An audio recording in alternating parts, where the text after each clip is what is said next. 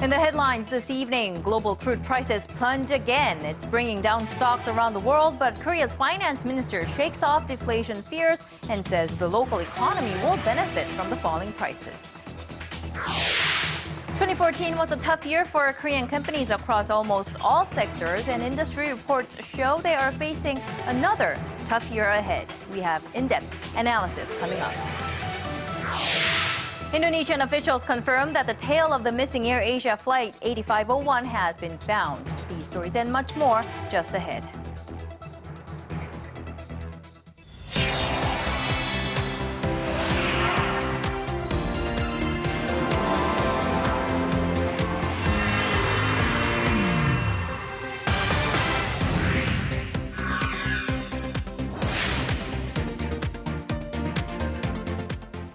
Very good to have you with us, and welcome to Early Edition at 6, live from our studio in Seoul. I'm Na Hyun-gil. And I'm Daniel Che. Thank you for joining us. Slipping oil prices, that's our starting point for today. U.S. benchmark oil slipped to below the $50 per barrel mark on Tuesday, setting another fresh low not seen in more than 5 years. Well, analysts say the downward trend is moving things toward financial crisis in oil exporting nations, for example, Russia. Kim Min-ji starts us off. Another oil shock. Global crude prices plummeted to fresh lows on Wednesday over mounting concerns of oversupply and sluggish global growth. U.S. benchmark West Texas Intermediate fell about 4% to less than $48 a barrel after dipping below the symbolic threshold of $50 on Monday. Benchmark Brent crude also fell below the $50 mark for the first time in 5.5 years. Crude prices have slumped almost 10% this week alone and have lost more than half their value since mid-2014. Although the price cut may work as a positive factor for the growth in some economies, experts say a financial crisis cannot be ruled out in countries that are heavily reliant on oil exports. That's according to a joint analysis by state-run Korean think tanks, which cite Russia and Venezuela as examples, countries in which oil exports make a significant portion of their economy. A financial crisis, especially if coupled with U.S. rate hike, could ignite a rush of capital outflow in emerging economies, creating a spillover effect. This in turn could have an impact, although minor, on the Korean economy as well. Kim Min-ji, Arirang News. The falling oil prices had some analysts in Seoul concerned that it would usher the economy toward a deflationary path, but Finance Minister Choi Kyung-hwan is firm that that will not happen. Instead, he says the drop could actually help the Korean economy. For this report, here's Kim Ji-yeon. Finance Minister Choi Kyung-hwan has dismissed concerns that falling oil prices could lead to deflation. In fact, he says the declines could actually help boost domestic demand as the prices of imports fall. At an economic ministerial meeting on Wednesday, Choi said that the decline in oil prices is fundamentally different from deflation, which occurs due to a shortage of demand rather than an oversupply. He also cited projections from 5 state-run institutes, which forecast that Korea could save $30 billion in oil import expenses if crude prices maintain an average of $63 per barrel. His remarks came amid concerns that deflation is spreading in the Korean economy, currently struggling from sluggish domestic consumption and low inflation rate increases. Some local institutions in Seoul even compare the recession in Korea to that of Japan's long-term economic slump in the 1990s. In response, the finance minister said that the government would increasingly pursue policies to make sure the benefits stemming from falling oil prices help boost domestic consumption and thus the economic recovery. Also during the meeting, Choi vowed to pursue policies that would boost financing from venture capitals and for high-tech innovative industries. Kim Ji-yeon, Arirang News. The finance industry was once a booming sector. It was an industry where you could easily make a fortune if you had the right qualities. But now it's become much more difficult to see people in the sector making big money. It's actually seeing people being let go a lot instead. Ji Myung-gil has this report. Since the 1997 Asian financial crisis, the government has repeatedly set the ambitious goal of turning Korea into one of Northeast Asia's financial hubs. Yet latest government data shows the industry is in fact shrinking. Over the past 12 months alone, some 24,000 jobs have vanished from the country's financial sector. Statistics Korea said on Wednesday that the number of people working in the industry fell to 840,000, or about 3% of Korea's overall workforce. That's down nearly a half a percentage point and the lowest in 5 years. Despite the government's plans of turning the financial sector into a major growth engine, it only accounts for 5% of Korea's GDP, down from 6.5% in 2008. Industry experts attribute the decline to poor performances by stock brokerage houses that have been forced to cut back in recent years. Banks and life insurance companies have also sought mergers and acquisitions in the past year as part of restructuring aimed at sharpening their competitiveness. The job market for the financial sector does not look bright this year either. Financial analysts say that although the sector's performance will likely improve this year thanks to a steady economic recovery and the government's deregulation drive, many industry players will have to focus on overhauling their businesses to regain their competitive edge. Experts are calling on the government to speed up streamlining red tape to encourage the financial industry, to provide funds more easily to the corporate sector and reduce its reliance on providing household loans. Kim Young-gin, Arirang News. President Park Geun-hye will hold her New Year's press conference next Monday. It marks the second time she will be standing before Korean and foreign reporters since she took office nearly 2 years ago. Presidential Secretary for Public Relations Yoon Do-hyun says President Park will unveil her 2015 policy directions that will focus on revitalizing the economy and her vision for inter-Korean relations. And then it will be followed by a Q&A session with reporters. Arirang TV will have a live broadcast of the 90-minute press conference. Anti-Pyongyang leaflets launched by South Korean activists could come in the way of the two Koreas bettering relations again. North Korea says it has no plans to engage in talks so long as the launches continue. Our Hwang Sung-hee reports. North Korea warned South Korea on Wednesday to stop private groups from flying anti-Pyongyang leaflets across the border if it really wants to resume dialogue. The North state-run Korean Central News Agency said South Korea is challenging North Korea's sincerity for improved bilateral ties and spoiling the mood for talks by turning a blind eye to the leaflet launches. 2 days ago, a group of South Korean activists flew 600,000 leaflets that criticized the North Korean leadership. Putting an end to the leaflet campaign was one of the preconditions to North Korean leader Kim Jong-un's apparent proposal for talks in his New Year's speech. South Korea has refused to step in, saying it has no legal grounds to ban acts of freedom of expression. But Unification Ministry spokesperson Im Byung-chul said Wednesday the government will try to prevent the situation from getting out of hand. We will cooperate with police in implementing safety measures to reduce possible dangers to the lives and property of our people. A local court ruled Tuesday that authorities can restrict the leaflet launches if they jeopardize public safety. In October last year, North Korea opened fire across the border in an attempt to shoot down the balloons that were carrying the controversial leaflets. The Unification Ministry once again called on North Korea to accept its proposal for talks with no preconditions if it's serious about improving inter-Korean relations. Hwang Sung-hee, Arirang News.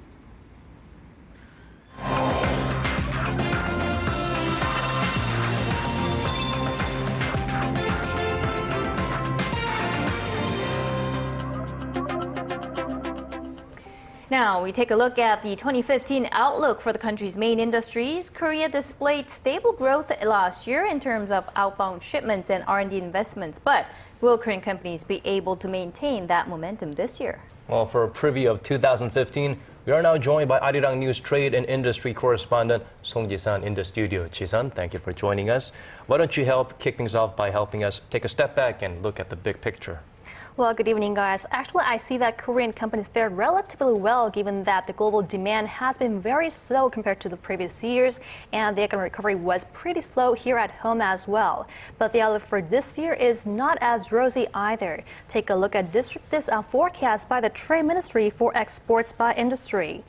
The machineries and semiconductor industries are expected to enjoy growth this year, backed by steady demand from the U.S. And free trade deals struck with a dozen countries in recent years have also given a boost to the auto parts and textile sectors. But handset makers will be faced with tough competition in the global market, especially in China, where cheap local manufacturers like Xiaomi and Huawei are quickly gaining ground on Samsung and LG Electronics.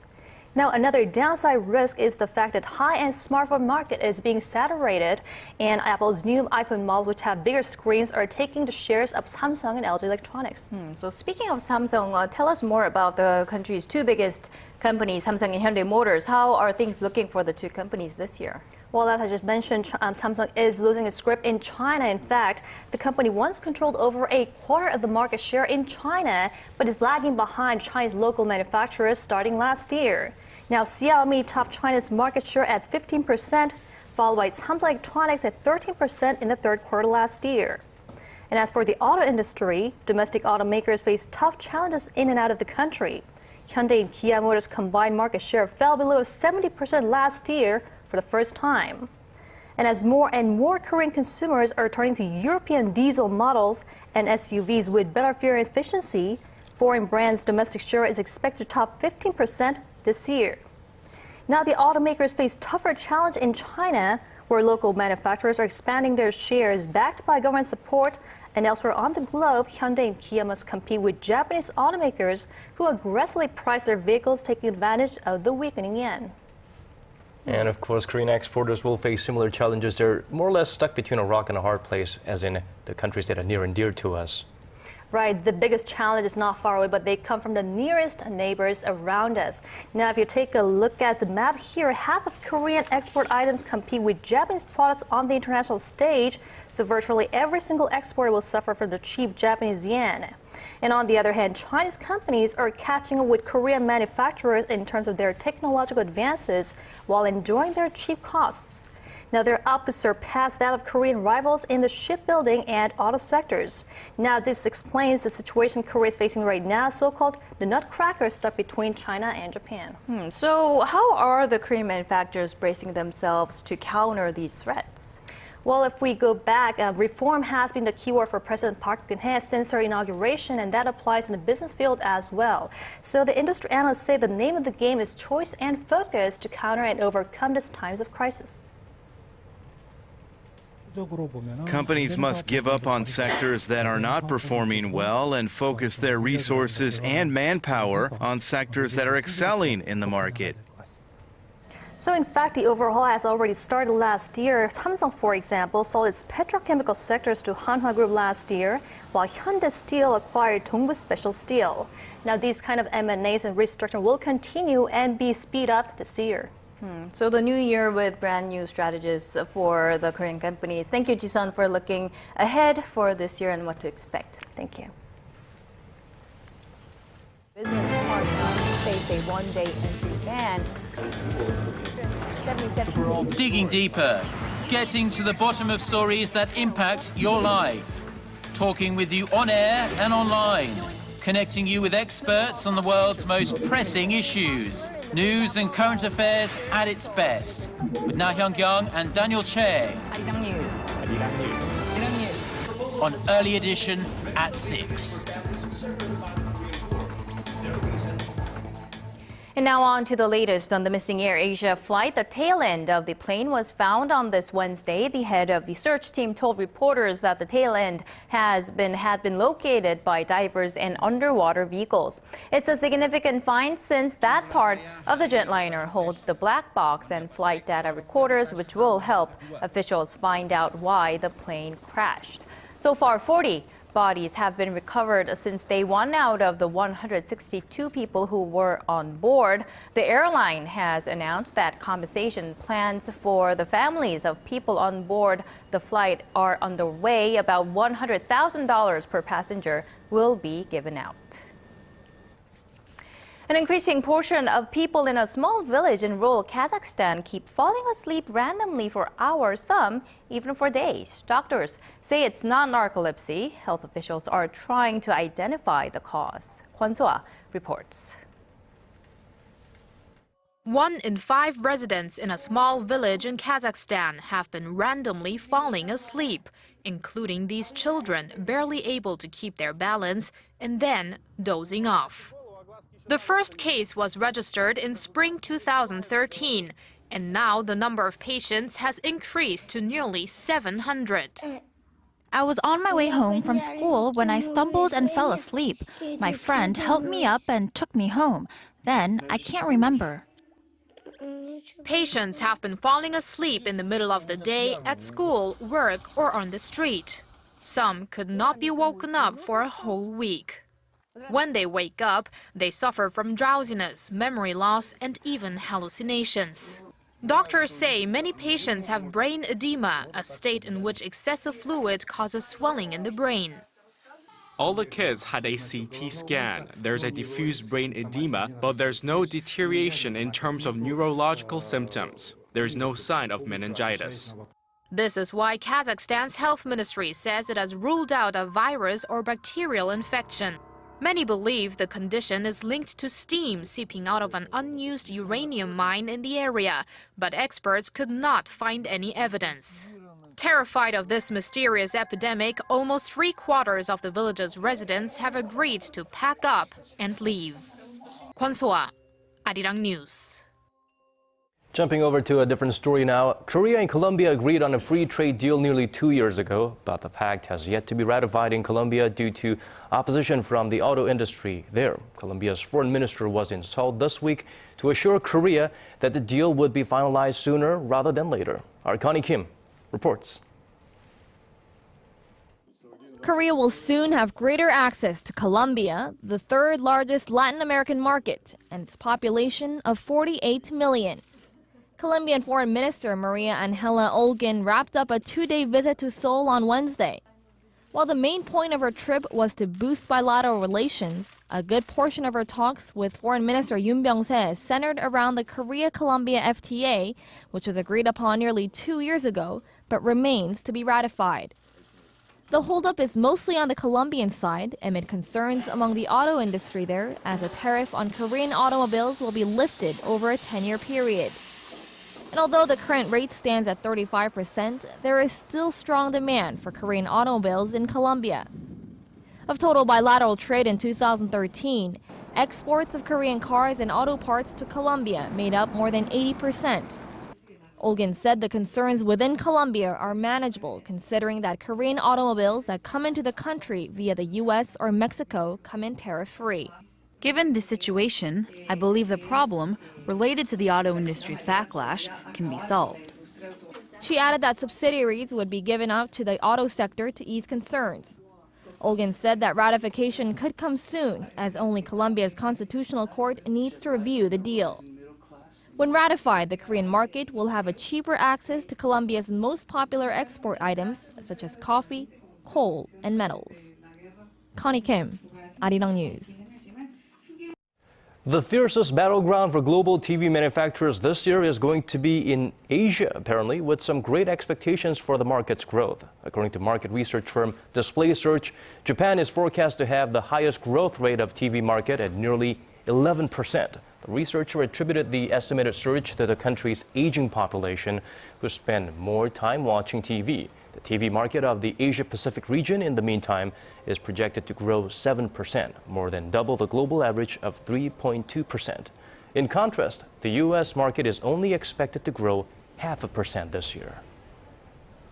Many new gadgets are grabbing the attention of tech enthusiasts around the world at this year's annual Consumer Electronics Show in Las Vegas. What's different this year, though, is that cars are stealing some of their thunder. For this report, here's Connie Lee. Take a look at what's driving this year's Consumer Electronics Show. Or should I say, take a look at who's driving. Well, in this self-driving F-15 Mercedes-Benz, no one is technically driving. It just carried the president of CES to the show. You know, it's a very odd feeling to totally give up the wheel to a robot. The car uses radar and ultrasonic sensors to drive itself. 30 years ago, I was seeing these pictures and was dreaming of these kind of cars. This car is not only able to determine when it's safe to cross the road, It also actively tells you when it is safe to start walking across. Blue LED lights inside the white leathered interior signal touchscreens that control light and temperature, and you can even watch movies or hold video conferences sitting on these swirling chairs. Driverless cars are getting a lot of the attention this year, with Germany's Audi arriving to Las Vegas by itself from San Francisco. However, there are other automakers emphasizing their cars and their connectivity at the show. The Hyundai automobiles on display here come along with Hyundai's BlueLink smartwatch app. The voice-activated app allows Hyundai drivers to remotely start and stop the engine, lock and unlock doors, turn on the emergency lights, or call for assistance. And BMW has debuted cars that act as their own valet. After dropping off its passengers, these connected BMWs can park themselves on command from a smartwatch. However, the most anticipated technology for consumers may be the driverless car, which experts say could hit the market within the decade. Connie Lee, Arirang News.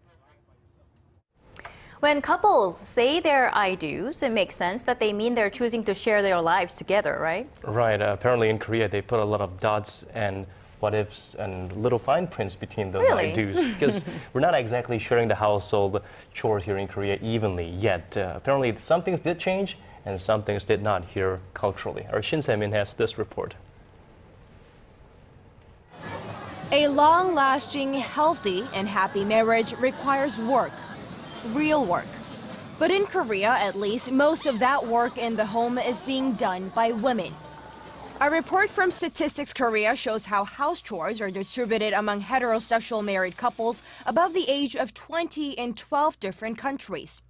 Using data from the International Social Survey Program, the survey took 6 different tasks into account, including grocery shopping, cooking, cleaning, and caring for family members who are ill.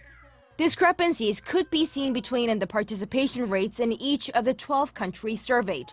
But Korean husbands were second to last in terms of pulling their own weight, behind only their Japanese counterparts. Compared to European hubbies, although many European countries are known to have systems designed to promote gender equality, Korean male spouses are doing just about half the amount of housework. A researcher who helped put the report together says Korean society has a lot to do with it. The traditional way of thinking still carries on to this day, that males go out and make money while females stay at home and do housework. But if this continues, it won't just stop with the burden of house chores. In a greater picture, it could eventually slow the growing of women's economic participation rate.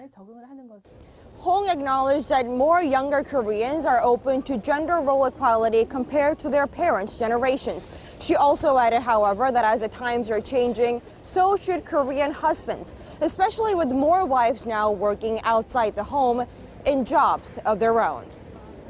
Shin Se-min, Arirang News.